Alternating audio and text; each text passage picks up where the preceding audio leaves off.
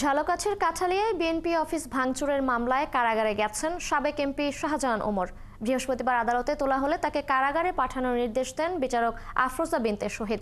এর আগে পারিবারিক কাজে তিনি তার গ্রামের বাড়িতে ঝালকাঠির রাজাপুরে গেলে এলাকার লোকজনের হামলার শিকার হন। এক পর্যায়ে পুলিশ তাকে গ্রেফতার করে। তরুণ সরকারের তথ্য ছবিতে প্রতিবেদন।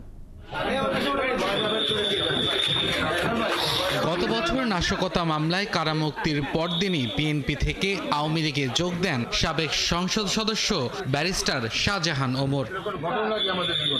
2023 সালে তিনি আওয়ামী লীগের টিকিটে নির্বাচন করেন।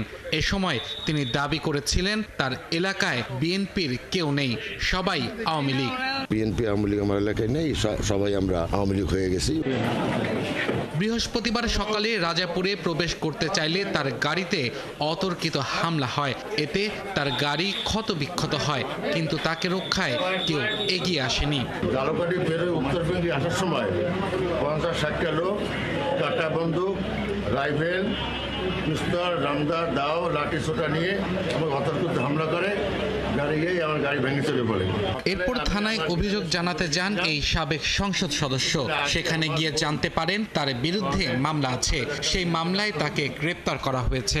আমি ওখান থেকে ঘুরে থানায় আসলাম। থানায় আসলে এজাহার করতে বলে যে কালকে রাত্রে আমার নামে নাকি একটা কাফেলে মামলা হয়েছে, এই জন্য পরে তাকে ঝালকাঠি চিফ জুডিশিয়াল ম্যাজিস্ট্রেটের আদালতে তোলা হয়।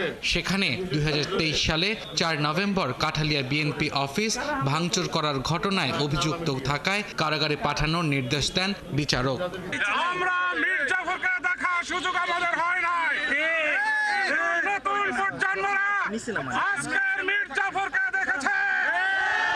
এদিকে বিএনপির নেতাকর্মীরা বলছেন শাহজাহান ওমর দলের সাথে বেইমানি করেছে, দলের বিরুদ্ধেই করেছে ষড়যন্ত্র।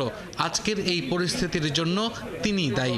জনতার দাবি হচ্ছে এই বেইমান শাহজাহান ওমরকে ঝালকাঠি সহ সারা বাংলার ছাত্র জনতা সাধারণ মানুষ এর ফাঁসি দাবি করছে। সে স্বৈরাচারের দোষী, সে এই ঝালকাঠি রাজাপুর কাঠালিয়া প্রত্যেকটা মানুষের সাথে বিশ্বাসঘাতকতা করছে, বেইমানি করছে। 1979 সালের দ্বিতীয় জাতীয় সংসদ নির্বাচনে শাহজাহান ওমর বিএনপির প্রার্থী হিসেবে তৎকালীন বাকেরগঞ্জ 12 আসন থেকে সংসদ সদস্য নির্বাচিত হন। বিভিন্ন মেয়াদে পালন করেছেন প্রতিমন্ত্রীর দায়িত্ব।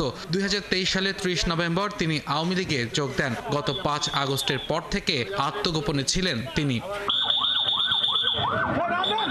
আব্দুল্লাহ মামুন, 71।